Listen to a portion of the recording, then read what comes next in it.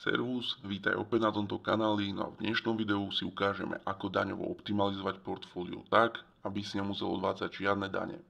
Ako určite vieš, tak ak držíš pozície, alebo teda konkrétne akcie dlhšie ako 1 rok, nerátajú sa tam CFD pozície, tak si oslobodený od povinnosti odviesť dane.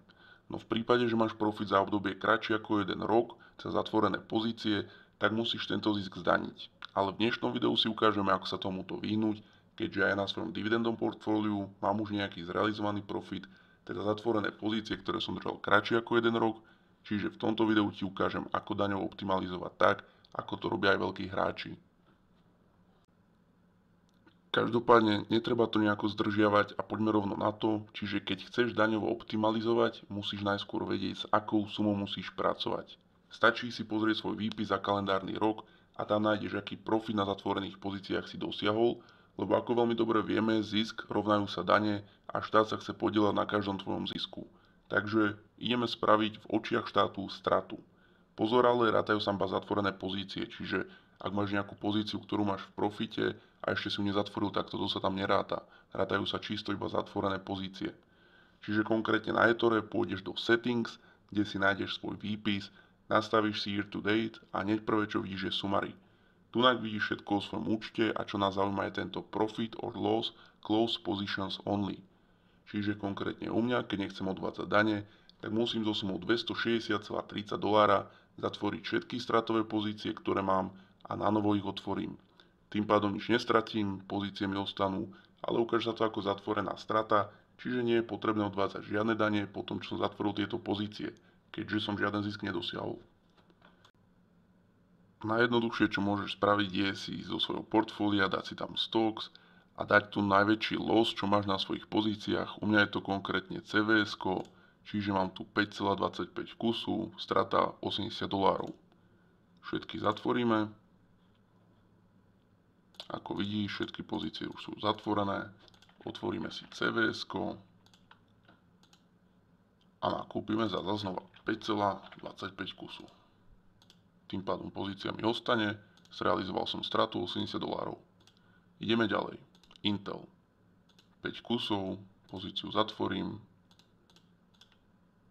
otvorím na novo, vybavené.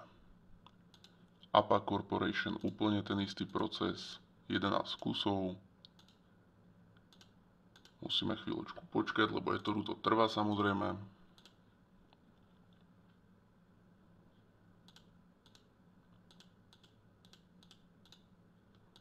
Čiže otvoríme na novo APA, buy, 11 kusov, výborne, ideme ďalej.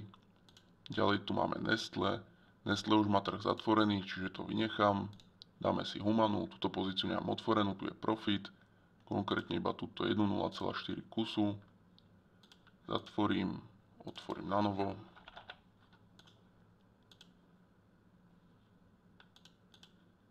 No a takto vlastne môžem pokračovať až do konca, čo aj urobím už ale vo skrine, ale postup je úplne ten istý. Na každom jednom, čo tu mám, tú stratu, budem to realizovať až dokým sa to nevyrovná tým $260,30, tým pádom dosiahol som za tento rok stratu a netreba odvádzať žiadne dane, keďže si mal stratu a nie zisk. Čiže už mám hotovo, ako vidíš, Available USD mám skoro na takej istej úrovni, ako keď som začal natáčať toto video, čiže nestojí ťa to skoro vôbec nič, akurát iba ten spread, čo je rozdiel medzi nákupom a predajom, že tam zaplatíš nejakých pár centov rozdiel, ale určite je to výhodnejšie ako daniť, neviem teda za akú sumu pracuješ ty, ale u mňa to bol profit $260, princíp je tam úplne taký istý, no a namiesto danenia tejto sumy som obetoval týchto pár centov a nemusím teraz vôbec nič daniť, ani som žiadne pozície nestratil, keďže tieto akcie, ktoré som zatvoril v strate, tak som ich nakúpil v tom istom objeme, ale boli lacnejšie, čiže som ich nakupoval za lacnejšie, s tou sumou, s ktorou som ich aj zatvoril. A to bude asi aj všetko k tomuto krátkemu návodu, ako si daňovo optimalizovať. Dúfam, že ti to niečo dalo, pomohlo, môžeš to robiť kľudne každý rok, nič tým nestratíš, nemusíš aspoň odvádzať dane, takisto ako to robia aj veľkí hráči, je to úplne legálne a nič navyše ťa to nestojí. Takže to bude všetko pre dnešné video a počujeme sa na budúce. Čau.